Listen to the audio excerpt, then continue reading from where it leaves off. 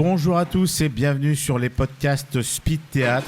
Aujourd'hui, nous recevons Kader Nemer et Erwan Orin qui viennent nous parler de la pièce Gueule Noire que tu as écrit, Kader, avec Hugues Duquesne. Donc déjà, bonjour à tous les deux et merci d'être là avec nous sur ce podcast. Bonjour Nadir. Salut Nadir. Merci pour l'invitation. Mais de rien, c'est un plaisir. Alors, lequel de vous deux va nous faire un petit résumé de Gueule Noire, Kader ou Erwan? Erwan. Eh ben alors Erwan, c'est parti. Pouf, ça sera moi. Eh bien, Gueule Noire, c'est l'histoire de deux mineurs coincés dans une mine après un coup de grisou, donc une explosion de gaz. Donc c'est quelque chose de dramatique qui a eu lieu souvent pendant que les mines travaillaient. Et ces deux mineurs, c'est un Polonais et un Algérien. Et à part le fait qu'ils sont mineurs, beaucoup de choses les opposent. Et ce qui les oppose va peut-être les aider à s'en sortir. Voilà, c'est une ode à l'amitié, c'est une ode à la différence, et qui aborde des sujets qui sont très d'actualité. Et c'est surtout que c'est un sujet qui a rarement, voire même je crois jamais, été traité au théâtre. Autant à la télévision, au cinéma, à la rigueur, mais au théâtre, ça n'a jamais été le cas, je crois. C'était une gageure. Déjà, il faut essayer de reconstituer un contexte de mine. D'ailleurs, on va peut-être parler du décor, qui est un personnage à lui tout seul. Mais ça n'avait pas été traité. Mais c'est une idée originale de Hugues et Kader qui ont fait un hommage à leurs aïeux, leurs oncles et leurs grands-parents. Et donc, l'idée vient de là. Et ça parle un peu aussi de la tradition du Nord, la tradition des mines. C'est un hommage aussi à tout ce savoir-faire, même ce savoir-être de l'époque. Justement, Kader, comme l'a dit Erwan, c'est un hommage que vous voulez rendre à vos aïeux Hugues et toi, mais c'est aussi un hommage à l'humain dans ce spectacle. C'est une ode à l'humain, exactement, à l'humanité qu'on oublie bien trop souvent malheureusement avec tout ce qui se reproduit. L'histoire se répète, c'est ce qu'on dit et c'est ce qu'on essaye de mettre aussi en exergue dans cette pièce, c'est qu'on n'apprend malheureusement pas des erreurs du passé. Il y a eu des personnes qui ont travaillé au fond de la mine, qui ont risqué leur vie. Il y avait plusieurs nationalités qui partageaient ces souffrances-là, et malgré tout ça se passait bien, les gens travaillaient ensemble, main dans la main, il n'y avait plus de barrières quand ils étaient au fond, c'est comme quand ils allaient à la guerre en première ligne, c'est pareil dans la mine de charbon, et effectivement c'est l'humanité qui ressort de cette pièce, c'est ce qu'on nous dit souvent, il y a cette humanité, cette histoire d'amitié entre les deux personnages, les deux protagonistes, que tout oppose, voilà, un Algérien qui débarque suite à la fin de la guerre et un Polonais qui est là depuis 2 générations, et qui est son chef, et finalement ils vont apprendre à se connaître et ils vont voir que dans ces différences il y a beaucoup de choses en commun, plus qu'ils ne l'imaginent. Mais d'ailleurs ils n'ont pas d'autre possibilité que d'apprendre à se connaître, parce qu'ils sont quand même enfermés à je ne sais combien de mètres en dessous du sol, oui c'est ça, sous le sol, et pour pouvoir vivre et survivre, ils vont être obligés de collaborer. Et ce, malgré les divergences d'opinion, les divergences d'origine et la différence de caste. Parce que le personnage que tu interprètes, Kader, lui, vient tout juste d'arriver. Et ton personnage à toi, Erwan, au contraire, c'est celui qui dirige un petit peu toutes ces gueules noires lorsqu'ils descendent dans la mine. Donc là, il n'y a plus du tout de rapport... j'allais dire dominant-dominé, mais c'est un peu le cas. Il n'y a plus que des rapports de deux êtres humains qui sont obligés de collaborer malgré leurs divergences pour survivre et se sauver mutuellement. Exactement, c'est ça. Au début, on a l'impression qu'il y a encore ce jeu justement de chef et d'employé, et au fur et à mesure que la pièce se déroule, il y a plus ces barrières volent, éclatent. Ils n'ont pas le choix, comme tu le dis, de toute façon ils se retrouvent, ils sont tous les deux dans la même situation où ils doivent se lutter pour leur survie. Face à la mort, tout le monde devient égaux. Ah, très belle phrase. Tu nous parlais justement tout à l'heure du décor, Erwan, qui est un personnage à lui tout seul. On va aussi parler de votre metteur en scène, Ali Bougueraba. Ali Bougueraba qui a été aussi là aujourd'hui assisté par Léa Moussi. Il faudra aussi lui faire un petit clin d'œil. Ah oui, et Léa Moussi, c'est vrai, tout à fait. Léa Moussi qui a travaillé pour Bernard Murat pendant plusieurs années au Théâtre Édouard VII, qui a repris d'ailleurs la mise en scène qu'Ali avait commencé là, il y a 2 ans et qui a continué à faire le travail aujourd'hui. Mais effectivement, Ali, c'est une histoire avec lui et Hugues dès le départ. Ali, quand on lui a présenté l'idée avec Hugues, on savait que c'était l'homme de la situation. Et il a tout de suite signé, quoi. Il a lui qui vient de Marseille. Voilà, on est aux antipodes, nous on vient du Nord. Ceci dit, lui il vient du Sud, mais il est tombé amoureux de la région quand on l'a amené là-bas lors de la résidence au centre minier. Il a vraiment été impressionné par cette générosité des gens du Nord, par cet accueil qu'on lui a réservé.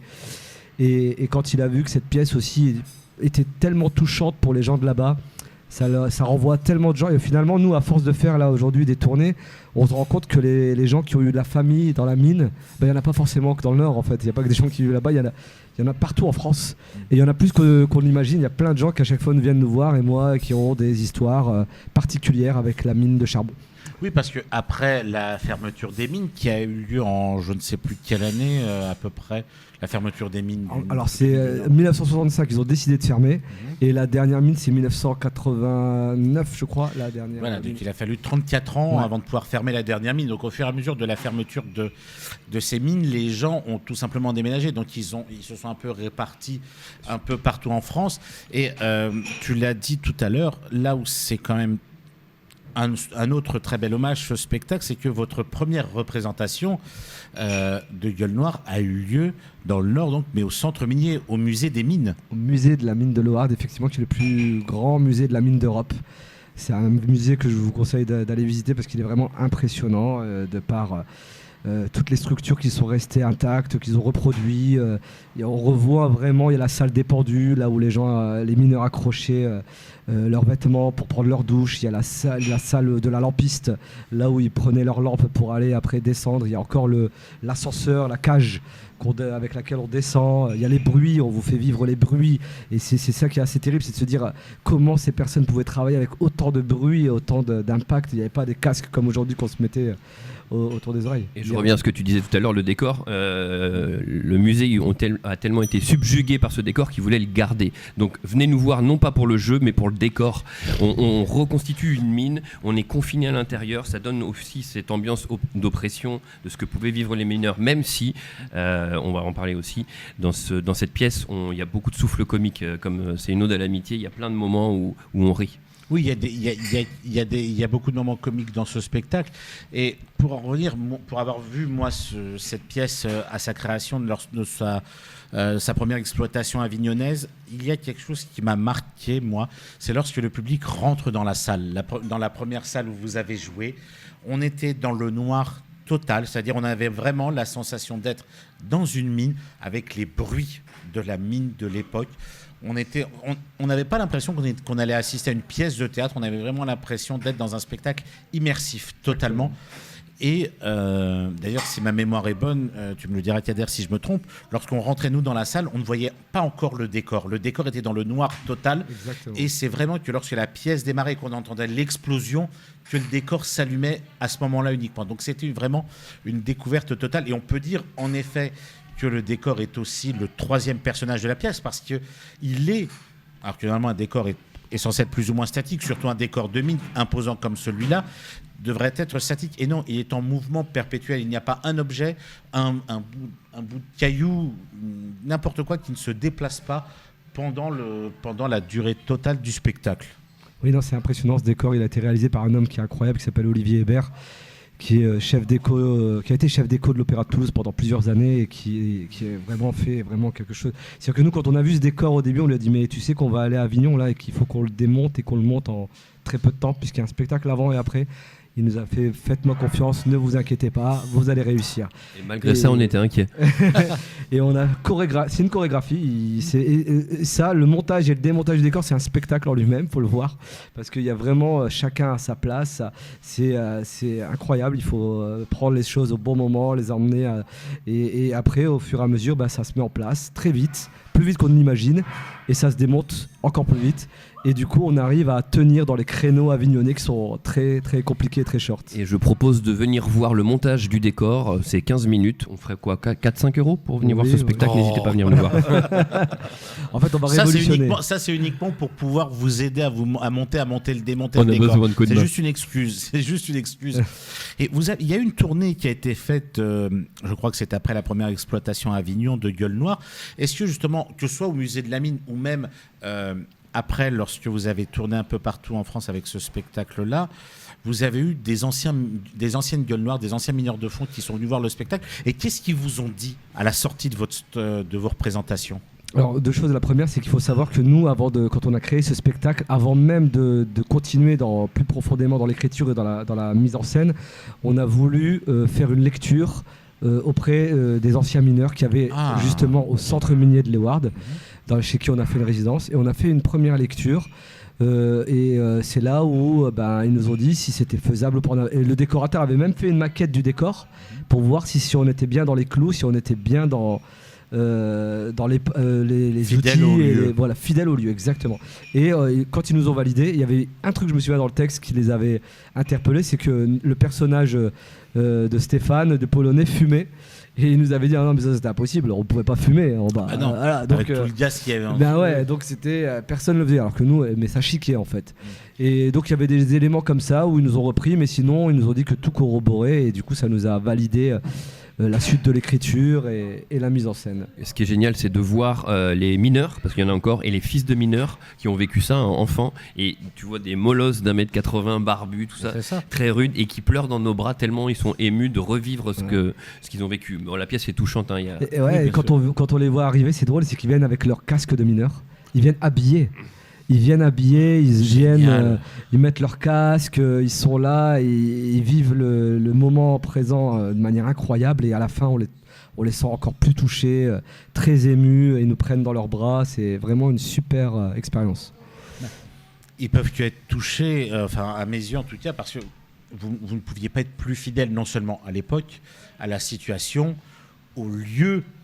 Et comme tu le disais, c'est un hommage à vos aïeux que vous avez voulu faire, mais aussi un hommage à toutes ces gueules noires. Et c'est une partie de l'histoire qui est malheureusement un peu passée à l'as.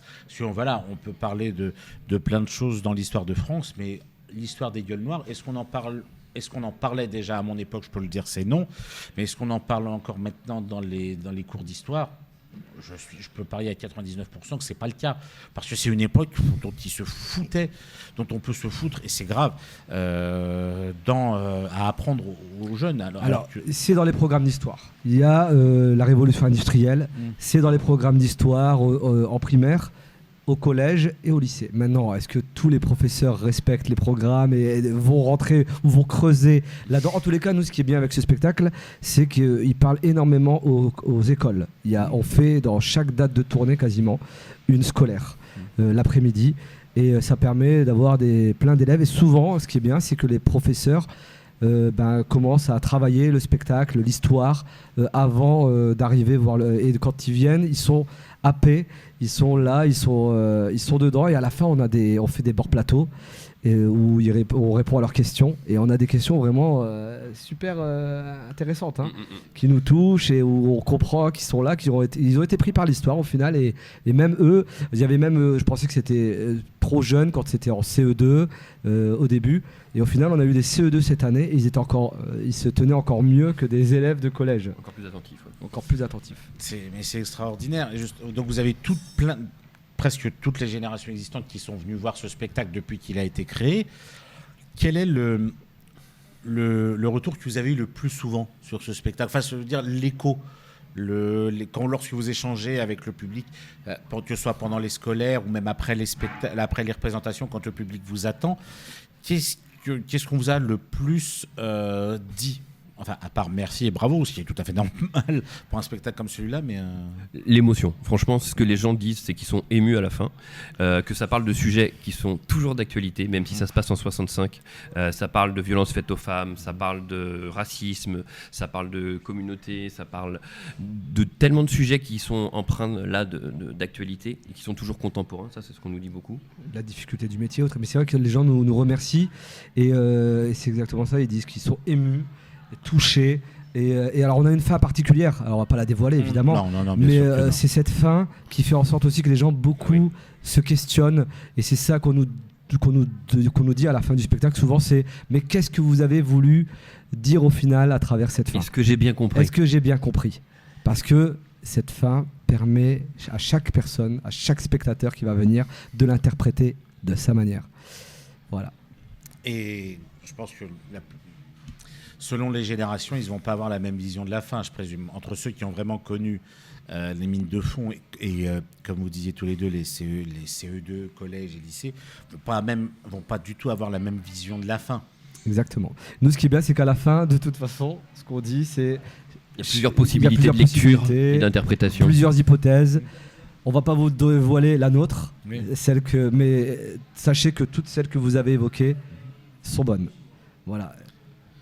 Oui, parce c'est ça qui est beau avec un spectacle comme Gueule Noire, c'est que la fin, toujours sans la dévoiler, l'imaginaire du public, c'est l'imaginaire du public C'est ça. qui fait que le spectacle se clôture. C'est pas ce qu'ils voient sur scène, Ouais. c'est leur imagination à chacun. Ouais. C'est vraiment l'imagination de chacun.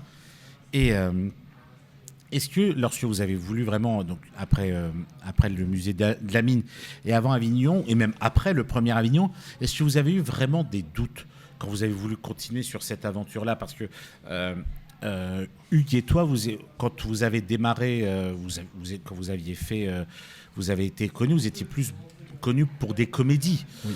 Et là, lorsque vous êtes venu à Avignon avec une pièce qui n'est pas qui n'est pas du tout à la base une comédie, c'est un drame, parce que ça part d'un drame avec quelques moments drôles, mais c'est pas une comédie comme pour lesquelles on vous a connu par le passé. Est-ce que vous avez vécu justement quelques embûches, quelques croche-pieds du fait que vous sortiez de...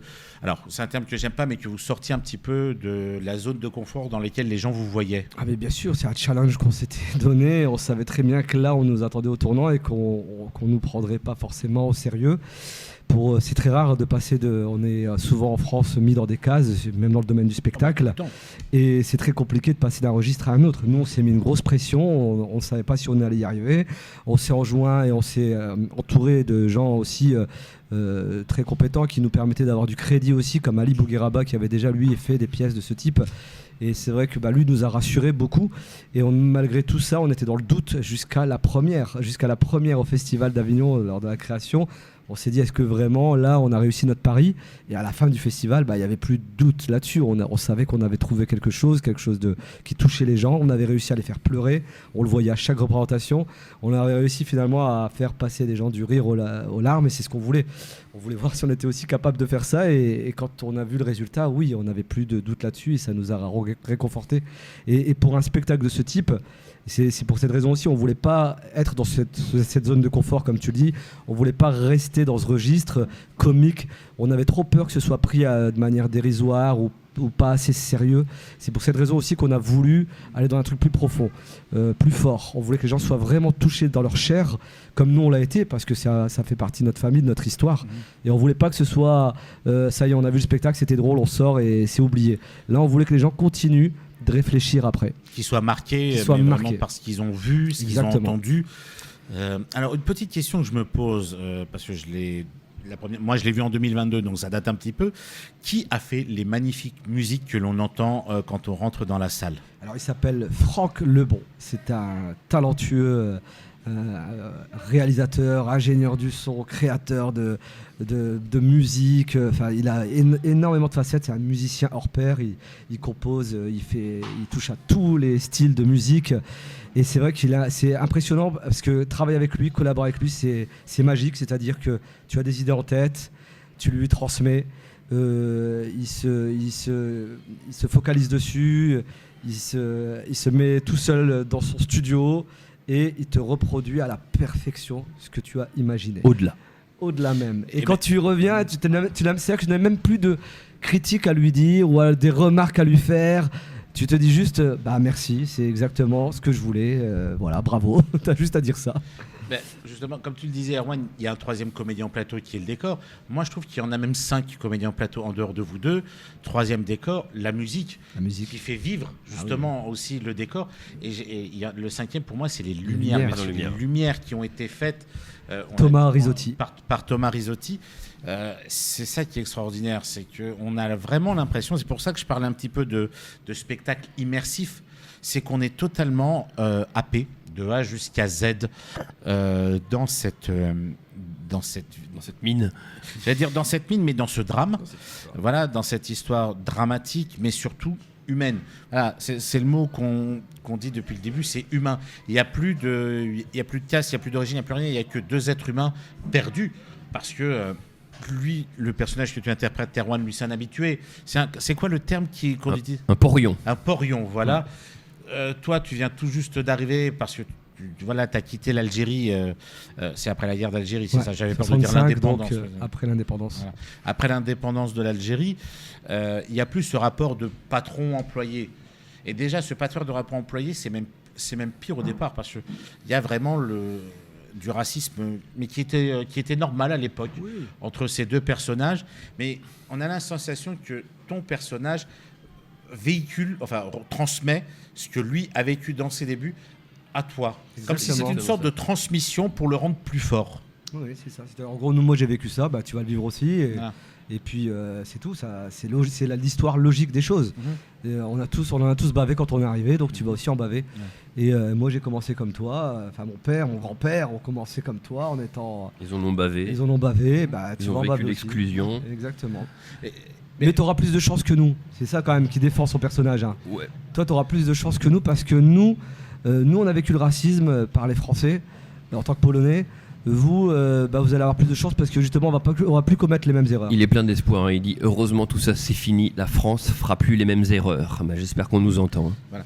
Et quand on te voit justement mal lui parler et le rabaisser avec ses origines, ça me fait un peu penser à un entraîneur de boxe face à son poulain. C'est-à-dire il va pas retenir ses coups, il va frapper là où ça fait mal, mais pour lui dire tu t'es pris ces coups-là, maintenant tu sais comment te défendre si tu reçois de nouveau ces mêmes coups à l'avenir. Mais la métaphore est très belle, j'y ai souvent pensé, c'est comme une sorte de coach, et en fait il use de plusieurs subterfuges et de plusieurs stratégies pour qu'il s'en sorte, lui, enfin les deux, mais il le pousse dans ses retranchements, il le cogne pour qu'il s'endurcisse, après il essaye de le challenger, de l'entendre, de le faire rêver, tout ça pour que les deux puissent s'en sortir à la fin et essayer de sortir de ce trou dans lequel ils sont enfermés.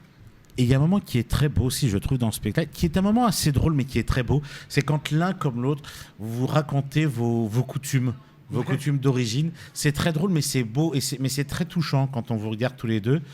Pourtant, ils s'aiment pas, clairement, au fur et à mesure du spectacle. Ils sont obligés de vivre ensemble. Mais le petit moment où ils se parlent de ce qui vient de son pays et lui du sien, on en rit. Parce que voilà, ils n'ont pas du tout les mêmes traditions, mais on est touché parce que lui lui transmet au départ la manière de se défendre et de survivre dans ce monde. Je ne parle même pas dans ce film, mais dans ce monde où il vient tout juste d'arriver, où il est qu'un petit poussin. Mais après, il lui transmet d'autres choses. Il lui transmet, c'est plus le patron qui parle, c'est l'humain. C'est tout simplement l'humain, et cette séquence-là, moi, je la trouve... C'est que lui nous raconte son Noël polonais, comment il le fêtait et comment ça se passait, comment ça se déroulait. Et mon personnage se rend compte qu'en fait, il y a plein de choses en commun avec lui pendant le Ramadan.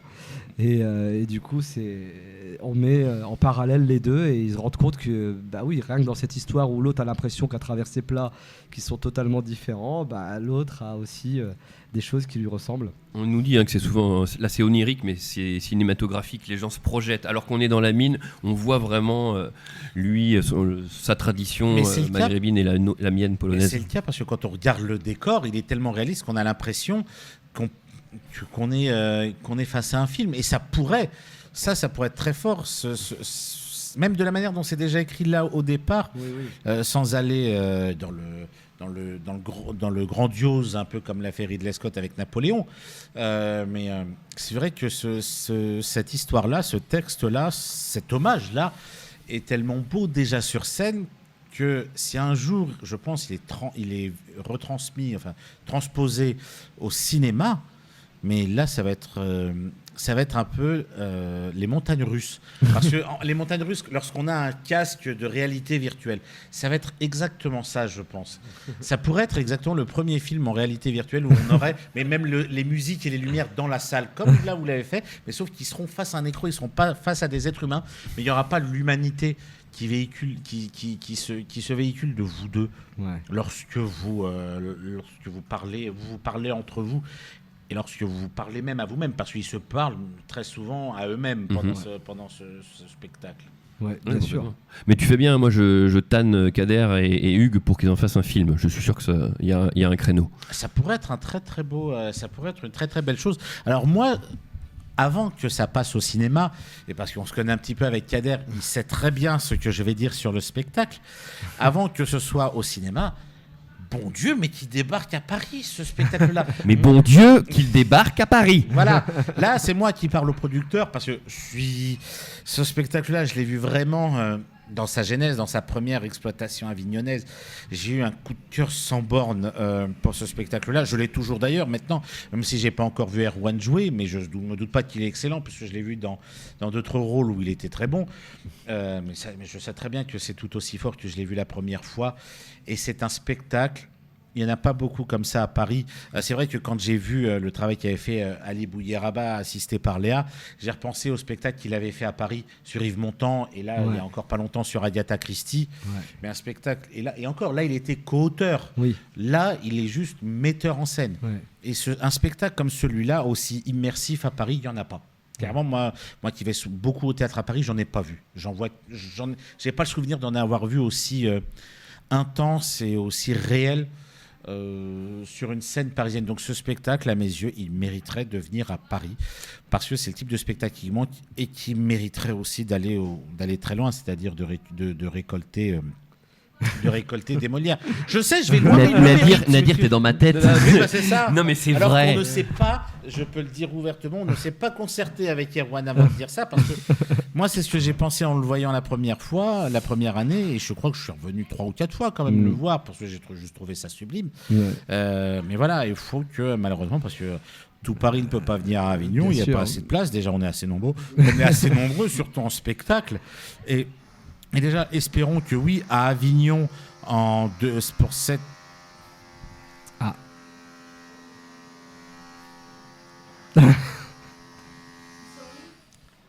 Je sais pas, mais on a eu la même chose hier, pareil. Et donc, j'espère, moi, voilà, de tout mon cœur, que face à ces 1600 spectacles, Gueule Noire continue dans sa lancée, parce qu'il le mérite, voilà, il le mérite... C'est un spectacle intense, c'est un spectacle beau, c'est un spectacle humain, c'est un spectacle historique. Je ne dis pas parce que, voilà, Kader, on se connaît un petit peu, tu es en face de moi, et Erwan aussi, mais je le pense sincèrement. Et que ce spectacle mérite voilà, vraiment d'avoir sa place dans un très beau théâtre à Paris, parce que ça permettrait de revivre une histoire que certains ont oubliée, que certains ont vu de nom peut-être par des séries télé, par des films ou autres, mais pas de la manière dont Hugues Étoile avait écrit pour le théâtre. Bah écoute, merci, et j'espère que certaines personnes t'entendront pour qu'on puisse se retrouver à Paris. Moi, je trouve qu'on apprend beaucoup de choses. C'est une des missions du théâtre, mais c'est aussi un message qui véhicule et beaucoup d'émotions. D'espoir. Donc venez nous voir. On a énormément besoin en plus en ce moment. Je voudrais vraiment remercier toutes les personnes qui ont contribué à faire en sorte que ce spectacle voit le jour, parce que tu dis qu'on l'a écrit, bien sûr c'est important, mais il y a aussi toutes ces Ali est fondamental, c'est un pilier, etc. Mais toutes les personnes qui nous subliment, parce que nous en tant que comédiens on est là, on joue, mais on est sublimé par tout le travail et le talent de Franck au son, à la création musicale, Thomas à la lumière, une création sublime aussi, et bien sûr Olivier pour tout ce qui est décor. Vraiment, ces gens-là ont aussi contribué à faire en sorte qu'on ait ce succès d'estime auprès du public et des professionnels. Et Léa qui nous a redirigé. Quelle patience. Quelle patience. Elle est là avec vous tous les jours, Léa, à Avignon? Non, parce malheureusement. Ali, je sais qu'il est en... Ali fait des films aujourd'hui, donc c'est un peu plus compliqué d'être présent. C'est un vrai bourreau de travail. Ali Bougueraba, c'est un bourreau de travail parce qu'il a beaucoup de talent. Oui, là-dessus, il n'y a absolument rien à dire. Donc là, il réalise en ce moment. Léa, elle est sur une autre pièce, qu'elle fait assistante mise en scène sur une pièce qui va être à la rentrée avec Clovis Cornillac. Sur Claude Monet. Oui. Ah, magnifique. Donc elle travaille dessus, là, en ce moment. Mais on lui envoie les captations, notamment celle de tout à l'heure. Voilà, et elle nous fait des retours après. Eh ben, écoutez, vraiment, merci beaucoup, Kader et Erwan. Donc, je rappelle, Gueule Noire, écrit par Kader Nemer et Hugues Duquesne, avec Kader et Erwan Orin, mis en scène par Ali Bougueraba, assisté par Léa Moussi, et je vais même redire les autres noms. Les musiques de Franck Lebon, les lumières de Thomas Risotti, les décors de Franck Hébert, parce qu'ils sont aussi vivants que vous deux dans ce spectacle-là. Au Théâtre du Roi René à 19h25. Vous êtes de relâche les lundis seulement, et réservé parce que je pense que ce sera encore une fois pour la 3e année consécutive un des succès de ce Festival d'Avignon, et on espère tous au plus grand nombre que vous allez bientôt venir dans une de nos belles salles parisiennes. On prie avec toi. On croise les doigts. Et il y a une autre chose que j'aimerais de ce spectacle, mais on en a déjà parlé, toi et moi, Kader, ce matin. Voilà. Ça, on en reparlera, voilà. Parce que ça peut être ça peut être aussi un très beau cadeau à la sortie du spectacle. Voilà. J'ai fait le signe, mais parce que c'est vrai qu'on est en podcast, on peut attendre que le texte existe aussi en papier, parce que ça, c'est un très beau cadeau qu'on peut faire aux gens. Le texte tellement émouvant qu'il l'est. Voilà. C'est la fin de ce podcast. J'espère que ça vous donnera envie de venir voir ce très beau spectacle Gueule Noire. Merci encore Erwan. Merci encore Nadir. Kader. Speed Théâtre. Merci pour Speed Radio. Speed Radio, pardon. Et merci à tous. Et nous, on se retrouve très bientôt pour un très prochain podcast. Bonne journée à tous. Au Bonne revoir. journée tout le Bonne monde. journée Au et venez plaisir. nous voir. Vive le spectacle vivant.